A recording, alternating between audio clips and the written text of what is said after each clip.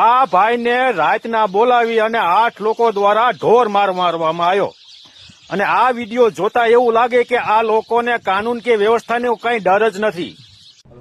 મારું નામ નવનીતભાઈ ડાયાભાઈ બાલદિયા, ગામ બગદાણા, જાતે કોળી।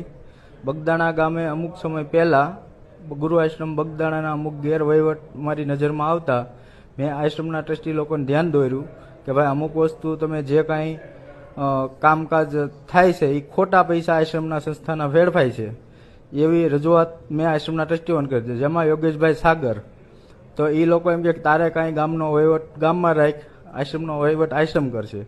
તો એ પછી એક હમણાં આપણે મુંબઈ ખાતે એક પ્રોગ્રામ થયો ને એમાં યોગેશભાઈ સાગરનું નામ આવ્યું કે ભાઈ મેનેજિંગ ટ્રસ્ટી।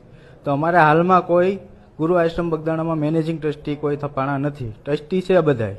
તો એનું મેં માયાતાને ફોન કર્યો કે આતા ગુરુ આશ્રમ બગદાણામાં કોઈ મેનેજિંગ ટ્રસ્ટી છે નહીં। તો આતાએ મને એવું કીધું કે ભાઈ ન હોય તો મારી મિસસ્ટેન્ડિંગ થઈ ગઈ છે તો હું ફરીથી વિડીયો બનાવીને મોકલી દઉં।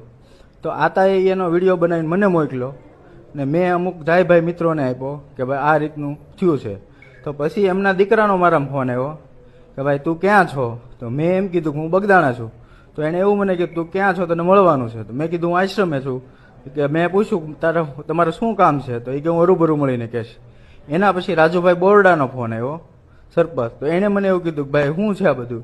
તો મેં એને વાત કરી, તમે આતા જોડે વાત કરી લો, માયા તારે જે કાંઈ છે એનું તમને જવાબ મળી જશે। તો પછી એ લોકોએ એના માણસો દ્વારા અને બીજા માણસોને બોલાવી અને મને રાતે 1 વાગ્યે બોલાવી મારા હાથ પગ ને બધું ભાંગી નાખ્યું છે અને એની પોલીસ ફરિયાદ અમે કરી। તો પોલીસે મારું નિવેદન લીધું 3 વખત। હવે એમાં અજાણ્યા શખ્સો વિરોધ એ લોકોએ ગુનો નોંધ્યો છે। તો મેં તો અહીંયા નામ પણ એને આપતો હતો કે ભાઈ એક નાજુ, કેવું ગામ? નાજુ કુંડવી મને નામ આપ્યું, હું નાજુ કુંડવી ના જયરાજભાઈ ને એ લોકોએ મને મોકલ્યો છે। તે આવો વિડીયો કેમ આવે ભાઈ, માફી મંગલ। આ રીતની મારી સત્ય હકીકત છે ને એસપી સાહેબને, આઈજી સાહેબને હું રિક્વેસ્ટ કરું છું કે આની યોગ્ય તપાસ થાય, મૂળ માથા સુધી બધું પોગે, આ બારોબાર અજાણ્યા શખ્સો વિરુદ્ધ ગુનો ન થાય, જે કોઈ હકીકત હોય એની ઉપર ગુનો દાખલ થાય।